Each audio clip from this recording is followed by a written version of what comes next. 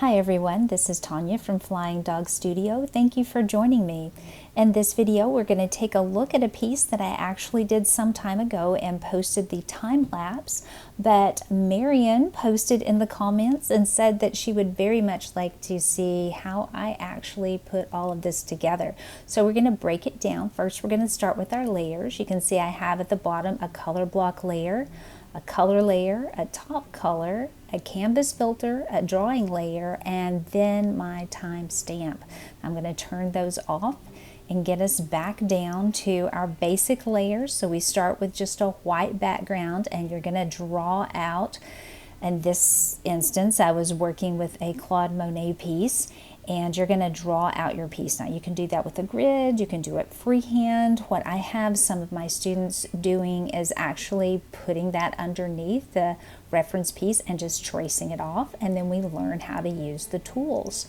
What I do like to start with on a piece once I get it all drawn out is I do like to start with a colored background, kind of an underpainting. So we have our reference here, and I'm going to go into that reference and we're going to pull a blue color just to kind of fill in that background color block. That's just an underpainting. If I were doing this in traditional art, that's what I would do as well. I would give myself a background and have that underpainting. So we have our color block in, and it's kind of a medium blue, and that's okay because everything is kind of based on that blue except for the yellow in the foreground. Now I used a Derwent to draw this out, but to paint it we're going to go into our painting brushes, and if you don't have Procreate you can just pick something that is comparable. We are going to be taking a look at the old brush, the dry brush, and the oil paint brush. Now all of these are oil paint, but the oil painting brush itself is what we are going to start with on this piece. So we have our color block, and then we want to put our color in. Now the color is right on top, the layer's right on top of the color block, and we are, as you can see, there you go, there's the color block. I'm going to add a layer above that to kind of show you how I got that base color layer. So we have our reference over at the side, and again, if you don't have Procreate, you should be able to put a reference over to the side where you can sample those colors. And again, I have the oil paint brush. I'm adjusting that opacity up to the max. You can adjust the size according to what you need, and I'm going to kind of play with it here to see what size I need. I'm starting in the upper right hand corner. And this takes a little bit of time, but like I tell the students, if you want to do something correctly, sometimes it takes you a little bit longer. So you have to be patient and wait on those outcomes. And I am sampling one little piece at a time. Just painstakingly going through, taking a look at the colors that the artist has chosen. And we're working with Impressionism. Claude Monet was an Impressionist artist, and they were working outside, and clouds are moving, the wind is blowing, the sun is changing, the clouds are creating shadows, so they had to move pretty quickly, and you're going to see that in my brush strokes. I'm not working slowly with those brush strokes. They're not nice and smooth, and you want to take your time in picking the color, but if you're trying to mimic what these artists did and you're trying to make your piece look like an oil painting that is an Impressionist painting, then you're going to want to do the same kind of brush strokes that those artists did. So that's what I'm doing here, and you can really see this pop when I'm using the white. It's kind of hard to see with the blue when I'm doing the sky because we have the blue on there. You can toggle the color block layer on and off to make certain that you're getting the good coverage that you need on that. And we're going to skip ahead here so you don't have to watch me painting all of that because like I said, it's kind of slow. But we have that on there. Now we are going to come in and blend some of this, and we want to be consistent on our brushes. So you have the old brush and the dry brush, but we're going to use the oil paint brush because that is what we painted it with. We're going to keep the opacity about 50% and adjust the size as needed. Now, I'm not going to just take one large swath and go across there and blend everything together. We want to take a look at where the colors come together and touch, where they are juxtaposition. Now you see I have a space in there. There's too much white. When I try to blend that together, I'm going to create a color that the artist didn't have. So when I turn off that color block layer, as I was saying earlier, you can check those things. I didn't check it as I went here. I was just kind of color blocking it in. Then we're going to come back and fill those in by sampling and then filling in again. It's okay to have some white. We don't want to fill it in completely. That was the whole purpose of our underpainting, to kind of help us with that. But we don't want a space that's too large on the white, because again, as we blend those areas, then we're going to come up with the color. When that white is in there, it's going to bring that white in and blend it in, and it's going to give us something that's way too light.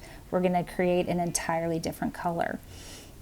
So we are going to come between, and you can see that's what I'm doing here.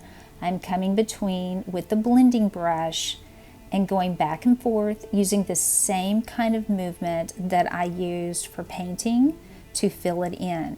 And because it's kind of smoothing it out, and because we are using the same kind of brush, we are getting the same kind of strokes when we blend. And by taking it where the colors come together, then we're going to be able to maintain all of those wonderful colors we have laid down. So there you see, that's what it looks like when you get the entire piece done.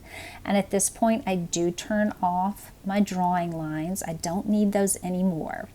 So we're looking sort of like the piece, but there's a lot of detail that we need. We need all of those wonderful little grass pieces that you see in the foreground.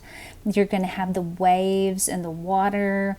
When you have the cliffs in the background, you have some colors and shapes and textures that we need back there and in the sky.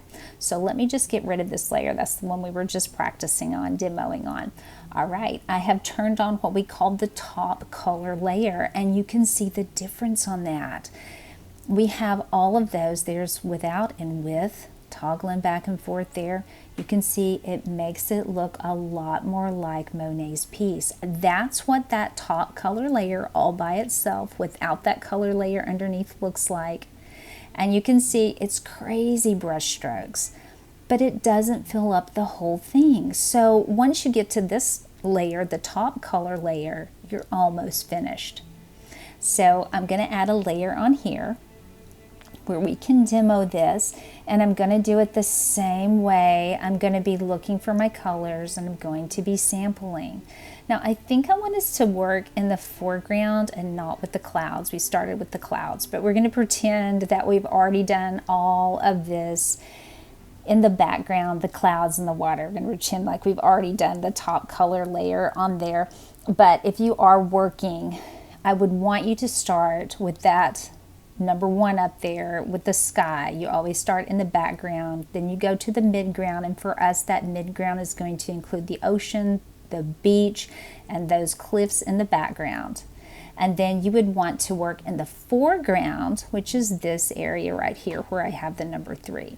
So we're going to pretend the area 1 and 2 completely finished, and then I'm going to show you in the foreground what it would look like to make that top color area, because we're going to be using not only our oil brushes, but we're going to be using spray painting brushes as well. And we're going to treat this just like we're doing the whole piece. We're going to start, even though it's our foreground, we're going to start in the back of the foreground and move to the front. Now let's take a look at the difference. This is an old brush. That gives us some really good texture, and then we have a dry brush. That gives us some more good texture, and we can turn down the size of it. And you see, I can start to get little grass pieces, and you can overlay those. And I'm using the same color here, but when we add some different colors in on top, you're going to see that this brush right here is the one we're going to need for putting all of those wonderful grass textures in that he has. So let's add a layer. Excuse me, just to practice on here. And as I said, I'm going to start with the very back. I'm going to sample those colors just like I did at the beginning. Now, we're putting some down, and then going to go back and sample again because there's a little bit light. And again, this is not a smooth painting technique. This is Impressionism. So back and forth, back and forth. We want to do the same direction that he's done. And what I tell students, no matter what we're doing, if you're working on grass, it's the same way with hair. I tell students with hair, work in the direction that it's going. If you're working with grass, work in the direction that it's going or that it is blowing. So we don't want to just be all over the place. We want to kind of move it in that direction, but it doesn't have to be a smooth painting motion because, again, this is Impressionism. Now, this is not going to be a layer that we are blending. We want to leave it rough. And yes, I can see some blue that's still coming in through there, and that's okay, because by the time we put all of the grass down on here and all of the wonderful wheat and stuff that's coming across, then you are not going to see any of that blue in the background.